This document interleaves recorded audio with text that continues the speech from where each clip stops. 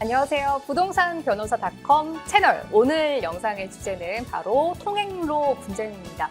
최근 저희 법무법인에 통행로 분쟁을 겪고 있다는 분들 문의가 굉장히 많아가지고 오늘 영상 준비해봤습니다. 역시 이분과 함께 하려고 하는데요. 부동산 해결사 부동산변호사닷컴 김재현 변호사님 모셔보도록 하겠습니다. 변호사님 안녕하세요. 네, 안녕하세요. 반갑습니다. 최근에 통행로 분쟁과 관련된 문의 진짜 많이 받으시다고 들었거든요. 혹시 통행로 분쟁은 어떤 상황에서 발생하고 있나요? 타인의 토지를 이용하지 않고는 갈 수 없거나 이용을 위해서는 과다한 비용을 지불해야 할 경우 주로 발생합니다.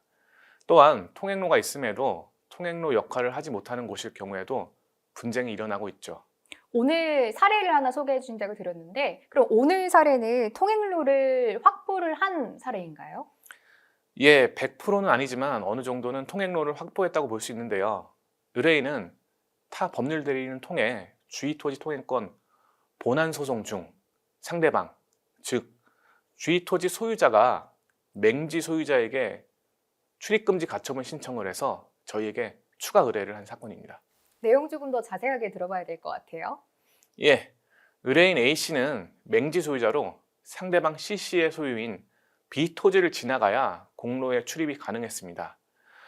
의뢰인은 맹지의 출입을 위하여 당초 B토지 소유자였던 C씨의 아버지와 임대차 계약을 체결하였고 이후 B토지를 C씨가 증여받자 새롭게 임대차 계약을 체결했는데요. 하지만 해당 통행로는 통행로서의 역할을 전혀 하지 못했습니다. 통행로가 통행로로서 역할을 하지 못했다? 이건 어떤 의미인가요?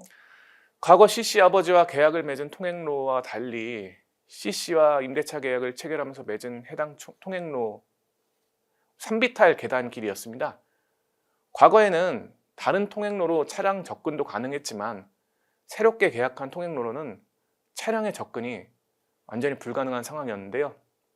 또한 산비탈에 접한 계단길이다 보니 구급차를 불러도 차가 접근할 수 없어 들것을 이용해야 하는 등 불편함과 위험성이 큰 통행로였습니다. 결국 의뢰인은 C씨를 상대로 주의토지 통행권 소송을 제기하였습니다.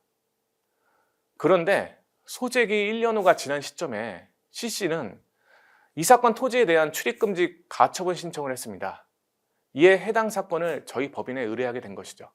그럼 상대방 C씨는 어떤 주장을 했나요?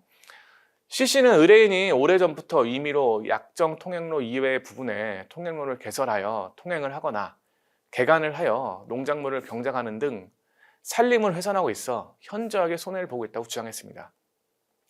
하지만 이에 대해 저희 법인은 C씨가 오랜 기간 동안 아무런 법적 대응을 하지 않았고 본안 소송 제기 후 1년여 경과한 후에 가처분을 진행한 것은 보전 처분의 급박한 필요성이 인정되기 어렵다고 판단했습니다. 또한 의뢰인과 C씨가 맺은 사용계약서 및 임대차 계약서에 채무자로 기재된 자들은 정당한 대표권 내지 대리권을 지닌 자가 아니었습니다. 변호사님 너무 어려운데요. 사용계약서 및 임대차 계약서에 채무자로 기재된 자들은 정당한 대표권 내지 대리권을 지닌 자가 아니다. 어떤 말이에요? 이 사용계약서 및 임대차 계약서에 있어 C씨는 양 당사자들 간 통행로 관련 계약서를 작성하였다고 주장하였지만 의뢰인과 무관하게 C씨 측에서 일방적으로 작성한 것으로 보였습니다. 이어 약정 통행로가 통행에 적합하지 않을 경우 약정한 부분 이외에 현실적으로 통행이 가능한 다른 적합한 부분에 관하여 주의토지 통행권을 인정할 수 있으므로 상대방, 즉 C씨의 의뢰인에 대한 출입금지는 정당하지 않다 이렇게 주장하였죠. 법원은 그럼 C씨가 주장하는 출입금지 가처분 신청을 받아들였을까요?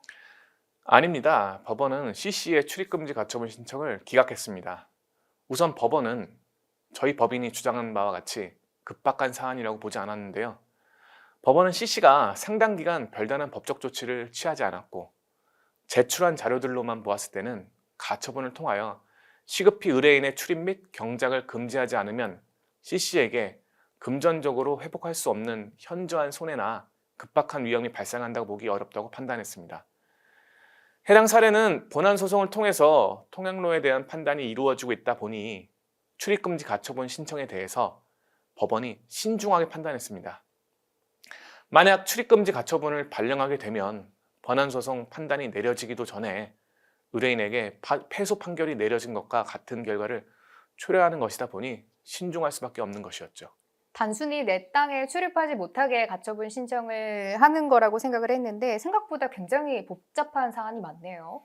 예, 그렇습니다. 무엇이든 때에 맞게 대응을 해야 본인의 권리를 주장할 수 있습니다. 이번 사례에 있어 오랜 기간 법적 조치를 취하지 않았다는 점이 가처분을 신청할 만큼 현저한 손해나 급박한 위험이 발생한다고 보기 어렵다는 법원의 의견이 컸습니다. 따라서 분쟁이 발생하였다면 법률 전문가를 통해 어떻게 대응해야 할지 모색해 봐야 합니다.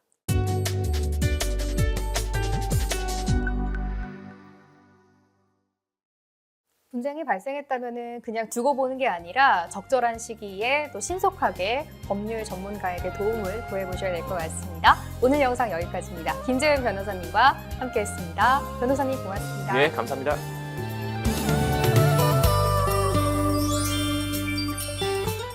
구독과 좋아요, 알림 설정도 눌러주세요.